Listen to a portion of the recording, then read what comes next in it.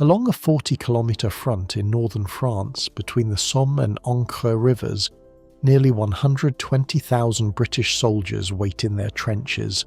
Some pray, others smoke a last cigarette with trembling hands.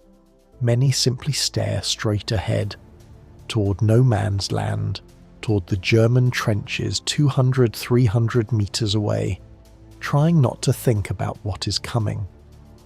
British soldier George Coppard was 16 years old. He had lied about his age to enlist. Years later, he would remember this moment. I will never forget the last 2 minutes before the attack. The silence was unnatural, terrifying. You could hear men vomiting from fear in the trenches. You could hear murmurs of prayer, and then the whistle. At exactly 7:30, thousands of whistles sound simultaneously along the entire British front. It is the signal. 120,000 men begin climbing the ladders of their trenches, stepping out into no man's land. They have been trained to walk, not run. They carry 30-kilogram packs loaded with ammunition, grenades, trench tools, rations. They walk in orderly lines, shoulder to shoulder, toward the German trenches that their officers have assured them have been completely destroyed by the most massive artillery bombardment in history. But the German trenches have not been destroyed, and in the next 20 minutes 60,000 British soldiers, an entire generation, will fall dead or wounded. It is the bloodiest day in British military history, and it is only the first day of a battle that will last 4.5 months, consume more than 1 million lives, and come to symbolise the total futility of the First World War. This is the story of the Somme, not the sanitised version from the textbooks.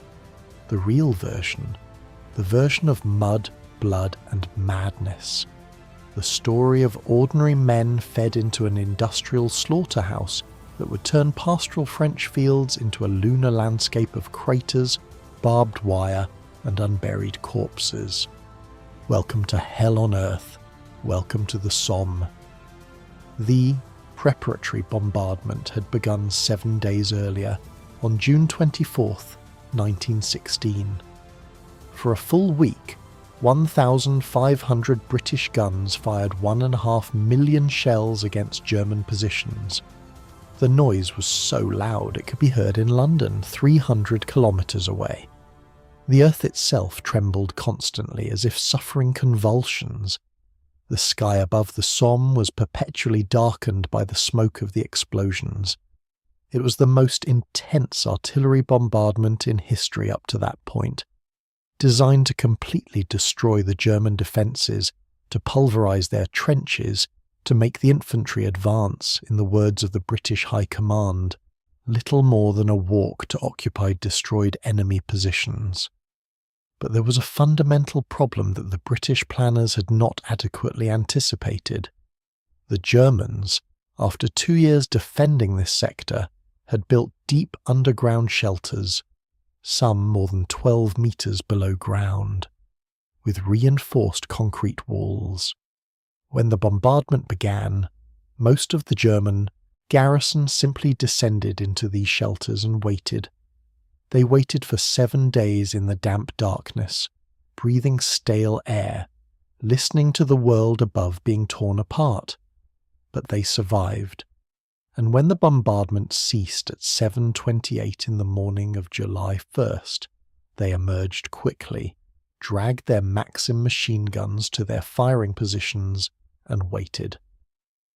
British Lieutenant John Engel of the East Surrey Regiment would remember. When the whistle blew and we began to climb the ladders, we still believed it would be easy. We had been told the Germans were all dead, that we would only have to walk and occupy their trenches.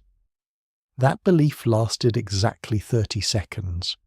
What happened in the following minutes across sectors along the entire British front was carnage on an industrial scale. The German machine guns, particularly effective in the hands of trained gunners, fired at 500 rounds per minute. A single Maxim machine gun, operated by 3 men, could halt the advance of hundreds of infantry soldiers, and the Germans had dozens of these weapons carefully positioned to create interlocking fields of fire that covered every metre of no man's land. The British soldiers, walking in orderly lines as they'd been trained, were cut down like wheat. Sergeant James Payne of the Worcestershire Regiment wrote in his diary, "I saw the entire first line fall simultaneously, as if an invisible giant hand had knocked them down, then the second line, then the third. They kept coming out of the trenches, line after line, and they kept falling. The noise of the machine guns was continuous, like the sound of a textile factory magnified 1,000 times. There was nowhere to hide. No man's land was completely flat, no cover at all. You could only keep walking forward or turn around and run. In some sectors, entire battalions ceased to exist within minutes.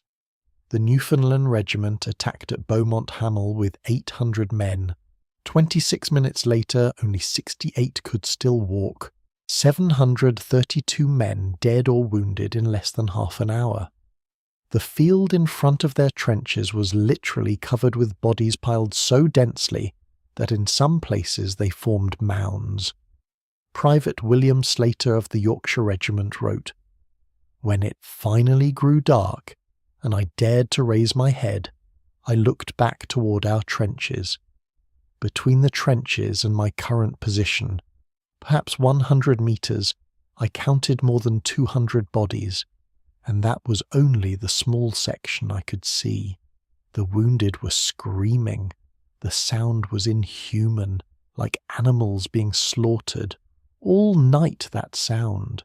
Men calling for their mothers, asking for water, begging someone to kill them. And we couldn't help them because any movement during the day drew sniper fire." The Germans, observing the massacre from their positions, were simultaneously horrified and stunned. One German soldier, whose name was never recorded, wrote in an intercepted letter, "We couldn't believe what we were seeing. They kept coming, line after line, walking slowly under the weight of their packs. It was like shooting at targets on a firing range. I felt no pride, no glory, only a growing horror as I realized how many we were killing. We stopped aiming individually and simply swept the machine guns from side to side. You couldn't miss. There were too many of them. In the La Boisselle sector, a place that would come to be known as Lochnagar Crater, the British had dug tunnels beneath the German positions and detonated a massive mine of 24,000 kilograms of explosives at exactly 7:28 a.m., 2 minutes before the attack. The explosion created a crater more than 100 meters in diameter and 30 meters deep, hurling earth, concrete, and human bodies hundreds of meters into the air. But rather than facilitating the attack, the crater simply created an additional obstacle.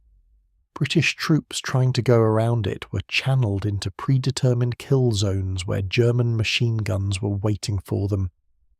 British. Lieutenant Alfred Bundy, one of the few officers of his battalion to survive the first day, wrote, "The word slaughter doesn't capture what we witnessed. A slaughter implies a certain randomness, a certain chaos. This was systematic. It was industrial. It was like feeding meat into a giant mincer. Lines of living men went in one end and piles of dead, shattered flesh came out the other. And it went on hour after hour, because the orders from above were to continue the attack regardless of casualties. And the casualties were staggering. By the evening of July 1st, the British Fourth Army under General Rawlinson had suffered 57,470 casualties, 19,240 men dead, 38,000 wounded, 2,000 missing, many of whom had been literally disintegrated by direct artillery hits, with no bodies to recover or identify. To put this in perspective, it is more than double the casualties the United States suffered during the entire Vietnam War. In a single day, on a 40-kilometre front. It was, and remains, the bloodiest day in British military history. Among the dead were not only professional soldiers, but civilian volunteers who had enlisted together in what the British called PALS battalions. These were groups of men from the same town, the same factory, the same sports club, who had enlisted together with the promise that they would fight together. The idea was to foster camaraderie and morale. The reality was that entire communities lost their entire young generation in a single day. The town of Accrington in Lancashire sent 723 men of the Accrington PALS battalion. 584 became casualties on the first day of the Somme. Some small towns literally lost every young man they had. There was no one left to work the fields, to work in the factories, or to continue the family lines. Captain Charles May of the Manchester Battalion wrote a letter to his wife the night before the attack. "I know you are afraid for me, but I promise you I will be fine. I will look after my men and I will come back to you. Kiss our little Pauline for me. Tell her father says not to worry." Charles May died during the attack on Mametz. His body was identified days later, recognizable only by the insignia on his rank. His daughter Pauline was not yet 2 years old when her father died. She would have no memories of him, only the stories her mother would tell her. But July 1st was only the beginning. The British High Command, led by General Douglas Haig, interpreted the disastrous results not as a sign that the tactics were fundamentally flawed, but simply as evidence that they needed to push harder. The battle would continue, the attacks would continue, and the casualties would continue to accumulate. In the days that followed, the pattern repeated itself over and over. Artillery bombardment, followed by infantry assault, followed by slaughter, followed by retreat to the original trenches. Ground gained was measured in hundreds of meters, sometimes only in tens. The cost was measured in thousands of lives. Private Robert Graves, who would later become a famous poet, wrote, "The trenches were rivers of blood and mud. The bodies of dead men were used to reinforce the walls of the trenches, because there was no time to bury them, and we needed the sandbags for other things. We ate beside corpses. We slept beside corpses. The corpses were so common they stopped affecting us. That is what the Somme did to men. It turned us into something less than human. The conditions in the trenches were indescribable. The mud, created by a combination of rain, artillery shells that destroyed the natural drainage of the soil, and the presence of hundreds of thousands of men in a confined space, was omnipresent and deadly. It was not ordinary mud. It was a thick, sticky broth that reached waist height in some places. Men literally drowned in it if they fell wounded. Rats, fat from feeding on the countless corpses, infested the trenches in incredible numbers. Some soldiers reported rats the size of cats, bold and aggressive, biting sleeping men.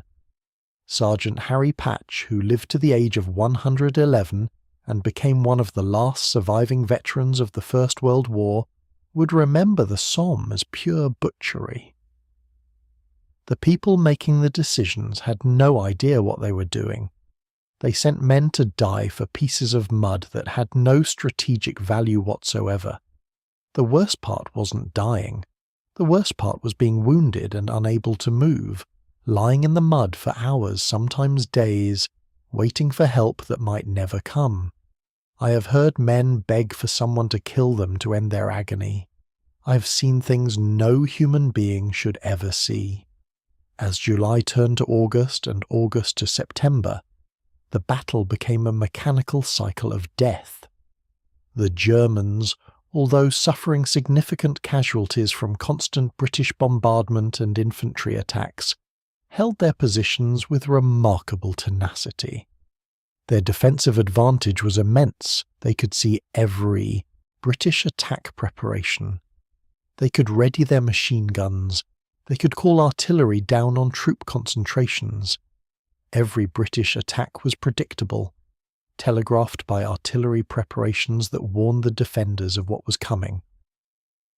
In September, the British introduced a new weapon, the tank.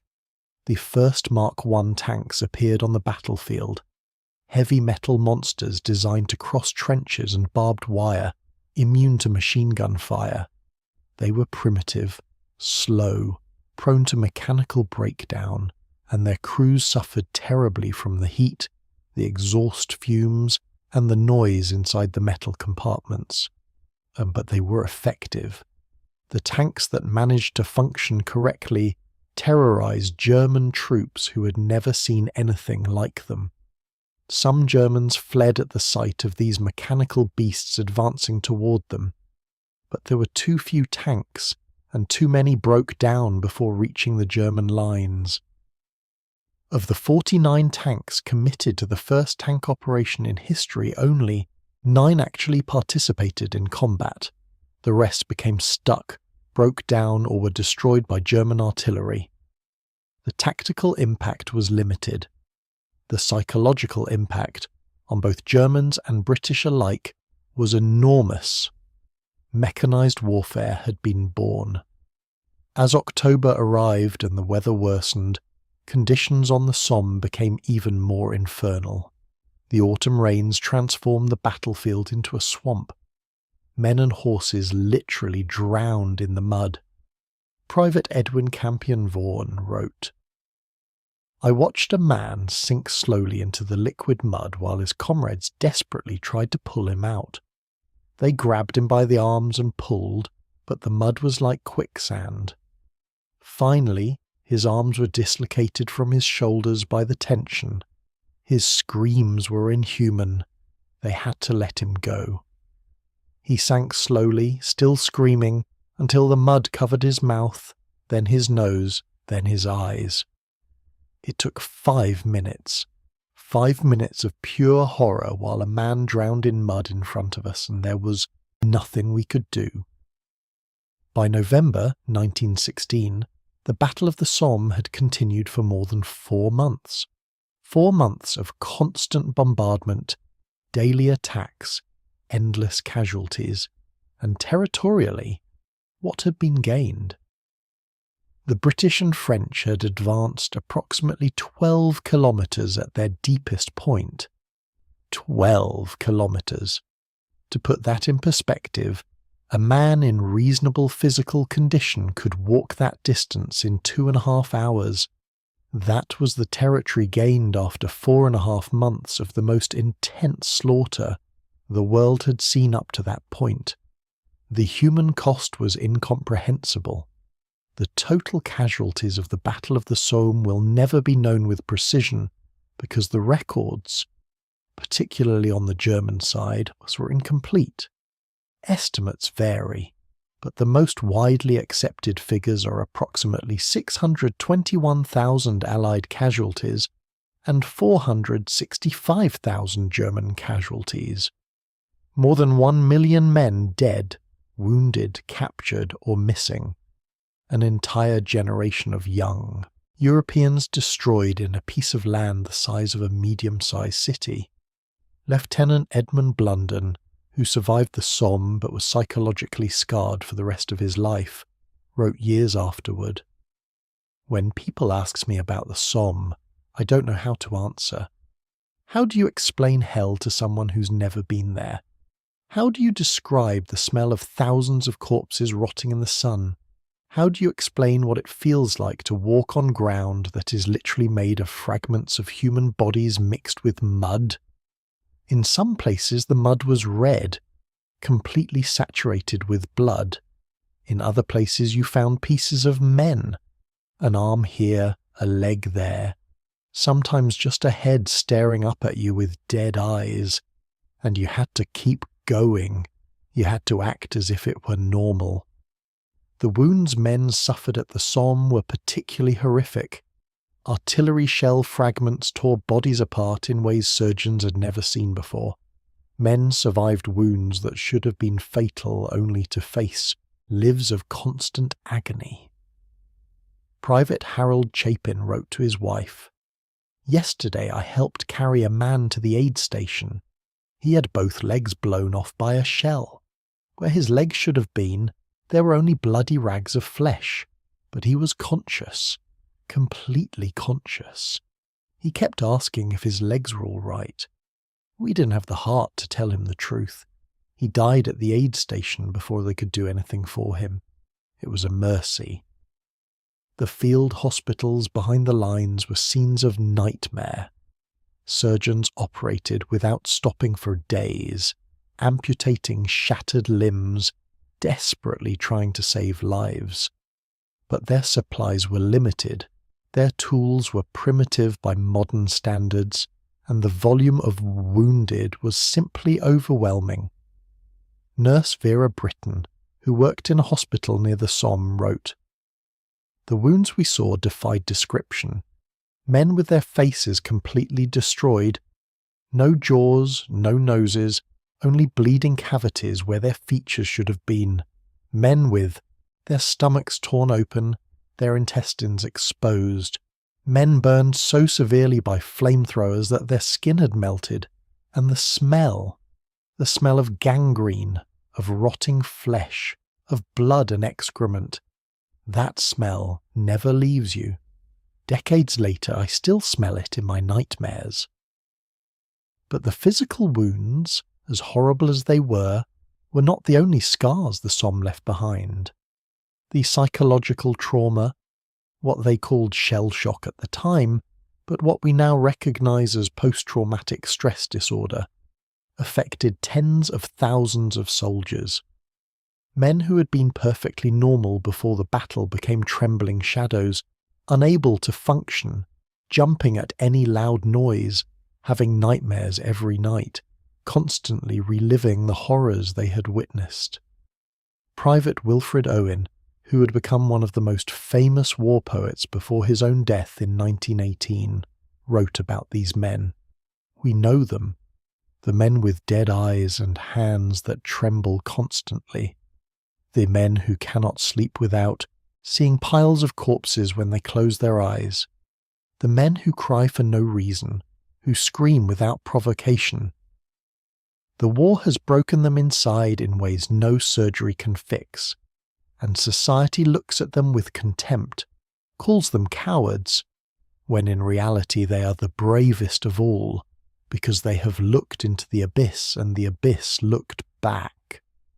The British military authorities initially refused to recognise shell shock as a legitimate medical condition. Some men displaying symptoms were charged with cowardice and executed by firing squads. At least 306 British soldiers were executed by their own forces during the First World War, many of them clearly suffering from what we would now recognise as severe PTSD. It was an injustice piled upon injustice. Men broken by unimaginable experiences, then killed by their own army for being broken. Families back home in Britain began slowly coming to terms with the magnitude of what was happening in France. Telegrams arrived in ever-increasing numbers. "We regret to inform you" became the most feared words in the English language. Entire towns were in mourning. Women wore black for months, years, for the rest of their lives. Orphans filled the orphanages, widows filled the streets, and the question that no one could adequately answer was, why? What was being achieved that was worth this horrible cost? The honest answer was, nothing of any real strategic importance. The Somme did not break the stalemate on the Western Front. It did not lead to any decisive victory. It did not shorten the war. All it achieved was the deaths of more than 1 million men and the destruction of the landscape of northern France. The generals, safe in their chateau kilometres behind the lines, continued talking about attrition, about bleeding the enemy to death, about maintaining the pressure. But the soldiers in the trenches knew the truth. This was not strategy. This was madness. Private Frederick Manning wrote, "The generals played with human lives as if they were pieces on a chessboard. But every piece they lost was a real man, a son, a brother, a father, a husband. Each one had dreams, hopes, a life they wanted to live, and all of them were thrown into the meat grinder of the Somme by generals who never risked their own lives, who never set foot in the mud, who never heard the screams of the wounded. There were moments of extraordinary humanity in the middle of this horror, stories of soldiers risking their lives to rescue wounded comrades, of doctors working until they collapse trying to save the injured, of chaplains walking through no man's land under fire to administer last rites to the dying. Captain Noel Chavas, a doctor with the Royal Army Medical Corps, personally saved more than 20 wounded men during the Somme, dragging them back to the trenches under intense fire. He received the Victoria Cross twice. One of only 3 men in all of British history to achieve this, he died of his wounds in 1917, aged 32. Stories of unexpected compassion also emerged across various sectors. During Christmas Eve of 1916, as the Battle of the Somme quieted with the arrival of winter, there were cases of unofficial truces where British and German soldiers exchanged Christmas greetings, shared cigarettes, and even sang carols together across no man's land. These moments of shared humanity were brief and infrequent, but they served as a reminder that beneath the uniforms, they were all simply men trapped in a horrible situation that none of them had chosen. When the Battle of the Somme finally ended officially on November 18, 1916, it did so not with a decisive victory but simply because the winter weather made continuing impossible.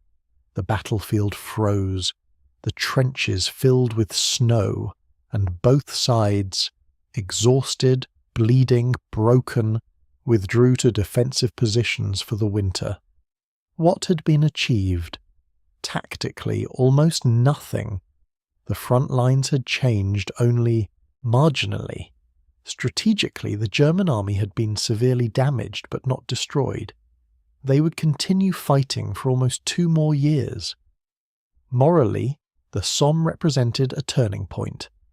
The innocence of August 1914, when men had marched off to war singing and expecting adventure, was completely dead. In its place was a bitter knowledge, purchased in blood, of the total futility of modern warfare. The soldiers who survived the Somme were never the same. Lieutenant Robert Graves wrote, "All of us who were at the Somme died there. Those who walked away were only ghosts, shadows of the men we had been. We left our souls in that bloody mud."